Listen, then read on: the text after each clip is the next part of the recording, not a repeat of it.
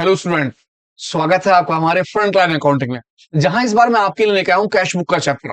और cash book का chapter बहुत ही इजी है, आप जानते हैं। कैश बुक का मतलब होता है जितनी भी कैश की ट्रांजैक्शन होती है उन सभी को हम लेते हैं, यानी कैश का आना और कैश का जाना, जिसके अंदर हम चेक भी इंक्लूड करते हैं जो कैश की बैंक कॉलम के अंदर आ जाती है। किस तरह से कैश बुक होती है एक बार थोड़ा सा इसके बारे में पढ़ लेते हैं। क्या कहता है? कहता द बुक इज यूज्ड, ये जो बुक होती है यूज करते हैं हम किस चीज के लिए? Recording of all cash transaction. जितनी भी कैश की ट्रांजैक्शन होती है वो चाहे किसकी हो, रिसिप्ट की हो, चाहे वो किस में हो, कैश में, पेमेंट में। यानी आप कैश में अगर कोई चीज रिसीव करते हैं या कैश में आप कोई चीज की पेमेंट करते हैं तो इन सभी ट्रांजैक्शनों को आप किस में लेते हैं? कैश बुक के अंदर। इसी के साथ साथ ऑल बैंकिंग ट्रांजैक्शन, चाहे वो रिसिप्ट की हो चाहे वो पेमेंट की हो, also record in cash book with bank column. अब कैश के साथ साथ हम बैंक के ट्रांजैक्शन में लेते हैं जिसे हम बोलते हैं डबल कॉलम की कैश बुक। यानी एक बनती है सिंगल कॉलम की कैश बुक जिसके अंदर कैश की रिकॉर्डिंग यानी कि रिसीप्ट और पेमेंट दोनों ली जाती है। इसी तरह इसी के साथ साथ चेक की जितनी भी रिकॉर्डिंग होती है, चाहे वो कैश इंक्रीज हो या मतलब कैश, चाहे वो कैश रिसीप्ट हो या कैश क्या हो, पेमेंट हो, इन सभी की ट्रांजेक्शनों को इसमें रिकॉर्ड कराया जाता है। कहता these transaction are record directly, ये ट्रांजेक्शन डायरेक्ट हम रिकॉर्ड करते हैं, कहते हैं सब्सिडरी बुक से। They direct post into the ledger, और यहीं से सीधी किसमें? लेजर में पोस्ट कर देते हैं। इसका मतलब हुआ कि कैश बुक अगर लिखा होता है तो आप जो है जनरल एंट्री नहीं बनाते, आप डायरेक्ट जो है क्या बनाते हैं? Subsidiary book. यानी कि उस बुक से डायरेक्ट आप लेजर अकाउंट बना सकते हैं। यदि कैश अकाउंट बना होगा तो आपको पहले जनरल एंट्री बनानी होगी, उसके बाद हम क्या बनाते हैं? हम कैश के लेजर अकाउंट बनाते हैं। तो देखते हैं कैश बुक के अंदर किस तरह से काम होते हैं। ये हमारा कैश बुक बनाते हैं वो किस चीज के लिए बनाते हैं? कहता है ट्रेस कर सकते हैं आप मिस्टेक, अगर कोई गलती वगैरह हो तो आप आसानी से कैश बुक में उसे पकड़ सकते हैं। डेली रिकॉर्ड्स, आपके पास कैश बुक में डेली रिकॉर्ड्स आते हैं, आप हाथ के हाथ अपना कैश मेंटेन करते रहते हैं। Asset and receipt and payment, आपको ये जानकारी रहती है कि कितना पैसा आ रहा है और कितना पैसा जा रहा है। आइडेंटिफाइड रेफॉर्ड, अगर आप किसी भी चीज को आइडेंटिफाई कर सकते हैं यहां से, साथ ही साथ आप डिटरमाइन कर सकते हैं कैश इन हैंड, कि आपके हाथ में इस टाइम कितने रुपए का कैश अवेलेबल है। और आप साथ ही साथ क्या कर सकते हैं? सेव कर सकते हैं टाइम, कॉस्ट और लेबर। भाई आप बैंक भेजेंगे, आपकी लेबर जाएगी, आपका टाइम वेस्ट होगा, नेट चलेगा, ये चलेगा, 100 बातें। तो सबसे अच्छा आप अपने यहां बनाते हैं और सारा का सारा रिकॉर्ड रखते हैं। ये चीजें इसकी क्या कहलाती है? एडवांटेज। आपके पास मेन एडवांटेज इतने सारे हैं कैश बुक के, इसीलिए हम कैश बुक को क्या करते हैं? मेंटेन। अब आ जाते हैं कैश अकाउंट और कैश बुक। जैसे मैं बता रहा था कि कैश बुक में और कैश अकाउंट में क्या डिफरेंस है, तो कहता कैश बुक में it is one of the subsidiary book, original entry आप यहां पर डायरेक्ट एंट्री करते हैं और ये सब्सिडरी बुक होती है। जबकि कैश अकाउंट जो होता है it is a part of ledger account, यानी पहले आप जनरल एंट्री बनाते हैं, जनरल एंट्री के बाद आप क्या करते हैं? लेजर अकाउंट बनाते हैं, यानी कि आप कैश अकाउंट बनाते हैं जो लेजर का एक पार्ट होता है। जबकि ये सब्सिडरी का पार्ट होता है, आप यहां से डायरेक्ट लेजर बना सकते हैं। Cash book is a book of original entry, so journal is not keep for cash. ये एक ओरिजिनल एंट्री होती है, यहां पर जनरल एंट्री बनाने की कोई जरूरत नहीं होती, यानी आप सीधी कैश की ट्रांजेक्शन कर लेते हैं। जबकि transaction are posted from the journal, जबकि आप कैश अकाउंट जब बनाते हैं तो जर्नल एंट्री से इसे पोस्ट करा जाता है लेजर अकाउंट के अंदर। कहता cash book it is record both a sentence of transaction, सभी ट्रांजेक्शनों के एक साथ आपको रिकॉर्ड्स मिल जाते हैं। कहता it's records only cash, cash के आने का और कैश के जाने का आपको क्या मिलता है? यहाँ पर रिकॉर्ड्स मिल पाते हैं। कैश बुक और कैश अकाउंट में बहुत फर्क है। क्या है? अगर वो कहता कैश अकाउंट मेंटेन कीजिए तो पहले आप जनरल एंट्री बनाएंगे, जनरल एंट्री के बाद आप लेजर बनाएंगे। अगर वो कहता कैश बुक बनाइए तो कैश बुक एक सब्सिडरी बुक का पार्ट है और आप डायरेक्ट बनाने के बाद इससे लेजर की पोस्टिंग कर लेते हैं। ये रहा आपका डिफरेंस। टाइप्स, अब कितने टाइप की हमारी कैश बुक होती है? आपकी सबसे पहली जो होती है वो होती है सिंगल कॉलम की कैश बुक। सिंगल कॉलम से मतलब होता है केवल कैश, कैश की ट्रांजेक्शन, कैश की रिसीप्ट और कैश की पेमेंट, जिसे हम बोलते हैं single column cash book. Then इसके बाद आता है डबल कॉलम की कैश बुक। अब डबल कॉलम की कैश बुक से मतलब होता है कि आपका कैश तो ही है और कैश के साथ साथ आप किसकी एंट्री और बनाते हो? बैंक की। आप इसमें बैंक की ट्रांजेक्शन और लेते हो, जबकि कैश बुक वाले में आप केवल किस किस की लेते हो? कैश की, जिसे हम बोलते हैं सिंगल कॉलम। डबल कॉलम का मतलब हो गया कैश की transaction as well as bank की ट्रांजेक्शन। देन थर्ड होती है ट्रिपल कॉलम। अब ट्रिपल कॉलम में क्या होता है? आप कैश की ट्रांजेक्शन करते हो, इसी के साथ साथ आपकी बैंक की ट्रांजेक्शन भी चलती हैं, और इसी के साथ साथ डिस्काउंट के कॉलम भी चलते हैं, जो डिस्काउंट होते हैं। लेकिन इस बार हमारे सिलेबस में डिस्काउंट नहीं है, पर डिस्काउंट कॉलम की भी होती है। यानी कि सिंगल कॉलम के अंदर किसकी? केवल कैश, कैश की ट्रांजेक्शन। डबल कॉलम का मतलब है कैश के साथ साथ बैंक की ट्रांजेक्शन भी लेते हैं। एंड ट्रिपल कॉलम का मतलब होता है कैश, बैंक, देन डिस्काउंट। आप डिस्काउंट को भी साथ में लेके चलते हैं। इस तरह से तीन टाइप की हमारी क्या बनती है? कैश बुक बनती है। इसी के साथ साथ सबसे पहले हम ले रहे हैं किस चीज का? कैश बुक का क्वेश्चन। कौन सा column? Single column. Single column की कैश बुक। अब सिंगल कॉलम की कैश बुक क्या होगी? लेजर के कॉलम होते हैं सेम टू सेम। पहले ट्रांजैक्शनों को ध्यान से देख लेते हैं। हम ये देख लेते हैं इन सब ट्रांजैक्शनों में सभी के अंदर क्या होना चाहिए? कैश। क्योंकि कैश बुक का मतलब होता है केवल कैश, कैश की ट्रांजैक्शन लेना। क्या कैश आ रहा है, क्या कैश जा रहा है। जब आप सिंगल कॉलम की कैश बुक बनाते हैं तो सिंगल कॉलम की कैश बुक में केवल कैश की ट्रांजैक्शन लेते हैं, नंबर वन। नंबर दो, क्रेडिट की कोई भी ट्रांजैक्शन नहीं लेते। नंबर तीन, चेक की कोई ट्रांजैक्शन नहीं लेते। आपको ध्यान रखना कि चेक की ट्रांजैक्शन ना लें। इसे बनाने के लिए आपके जो कॉलम होते हैं वो लेजर टाइप के होते हैं। आप सबसे ऊपर कैश बुक लिखते हैं। आपकी ये वाली साइड पहले की तरह डेबिट साइड होती है, और राइट हैंड वाली साइड पहले की तरह किसकी होती है? क्रेडिट साइड की। आप लेजर के कॉलम बनाते हैं, सबसे पहले डेट, फिर particular, ledger folio, amount. Date, particular, ledger folio और अमाउंट। ये आपकी डेबिट साइड और वो वाली आपकी क्रेडिट साइड। आपको ध्यान रखना पड़ता है किसी भी तरह से अगर कोई कैश रिसीव हो रहा होगा तो आप इस साइड लिखेंगे। कैश अगर आ रहा है तो किसी भी तरह से आपके पास से अगर कैश पे हो रहा होगा तो आप क्रेडिट साइड में लिखेंगे। यानी कैश की रिसीप्ट डेबिट साइड में, कैश की पेमेंट क्रेडिट साइड में। बस ये ध्यान रखना है और कुछ भी नहीं। तो ध्यान से देखते हैं क्वेश्चन को। आप ये देखिए कि कौन सी ट्रांजैक्शन में कैश आ रहा है और कौन सी ट्रांजैक्शन में कैश जा रहा है। सबसे पहले मिस्टर अशोक ने स्टार्ट करा बिजनेस। कहता mister Ashok command business with cash. Mister Ashok ने बिजनेस चालू करा। जब वो खाली बैठे थे, उन्होंने अपना बिजनेस चालू करा तो उनके बिजनेस के अंदर पैसे आ गए। तो सबसे पहले हमारे पास कैश आ गया, क्योंकि आपके बिजनेस में जब कैश आएगा तभी तो आप बिजनेस चालू करोगे। तो फर्स्ट कंडीशन में हमारे पास कैश आया किसके?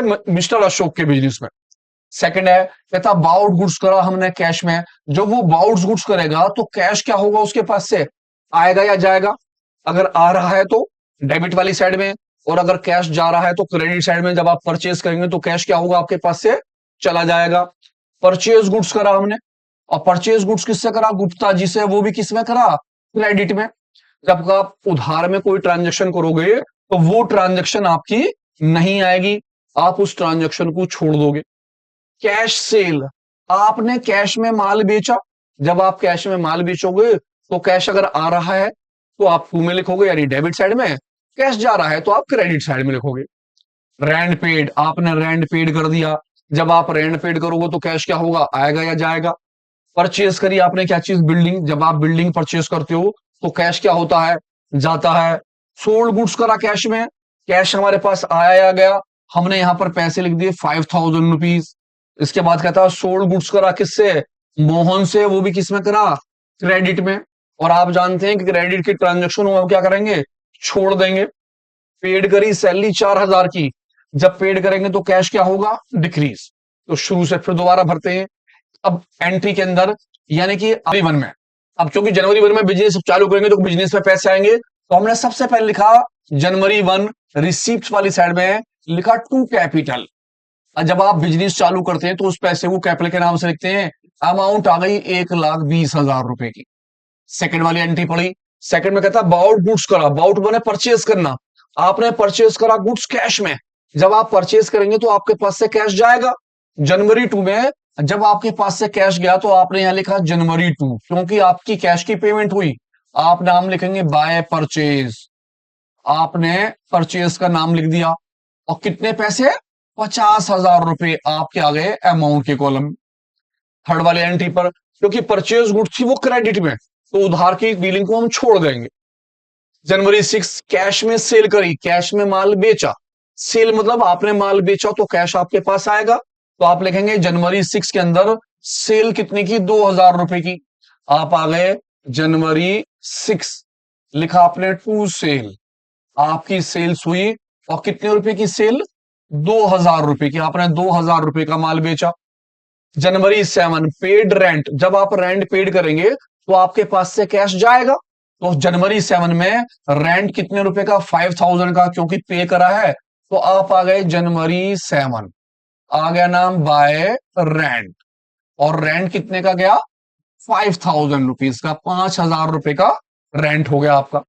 जनवरी 8, परचेज करी बिल्डिंग। जब आप बिल्डिंग परचेज करेंगे तो आपके पास से पैसे जाएंगे। तो जनवरी 8 के अंदर बिल्डिंग के लिए कितने पैसे हो गए? 24,000। आप आ गए जनवरी 7 बाय बिल्डिंग। आपने बिल्डिंग का नाम लिखा, और बिल्डिंग के कितने पैसे आ गए? 24,000 रुपीज, 24,000 रुपए बिल्डिंग के। नेक्स्ट अगली बार है हमारे पास जनवरी 12, सोल्ड गुड्स करा कैश में। जब आप माल कैश में बेचोगे तो कैश आपके पास आएगा। जब आएगा तो हम कहां लिखेंगे उसे? Credit side. नाम लिखेंगे सेल। मैंने लिखा जनवरी जनवरी 12, लिखा टू सेल। आपने सेल्स करा, और सेल की अमाउंट कितने की आ गई? 5,000 रुपए की। 5,000 रुपए की सेल हो गई। जनवरी 15, सोल्ड गुड्स करा था क्रेडिट में, इसलिए इस ट्रांजेक्शन को छोड़ दिया। जनवरी 17, पेड करी सैलरी। जब आप सैलरी पेड करोगे तो कैश आपके पास से जाएगा। जब कैश जाएगा तो किधर आ गया वो? Credit side. लिखा नाम सैलरी, और अमाउंट कितने की? 4,000 रुपए की। लिखा हमने जनवरी 17 बाय सैलरी। आपने सैलरी का नाम लिख दिया, ट्रांजेक्शन लिख देंगे तो आप दोनों साइड में देखेंगे कि दोनों साइड का टोटल कौन सा ज्यादा है। हमारे वाला टोटल ज्यादा आएगा हमेशा कैश का। इस टोटल को नीचे करेंगे, 1,20,000, 2,000 और 5,000। हमारा टोटल हो गया 1,27,000। आप इसी टोटल को उठाकर यहां रखेंगे, 1,27,000 रुपए। और इस टोटल में से इन चारों को प्लस कर लेंगे। कौन कौन से पैसे? 50,000 रुपए। 50,000 के बाद आप करेंगे 5,000 रुपए, साथ में फिर 24,000 रुपए और 4,000 रुपए। इन सभी को प्लस कर लेंगे और 1,27,000 से कर देंगे माइनस। तो मैं पहले सबको प्लस कर रहा हूं। मेरा हो गया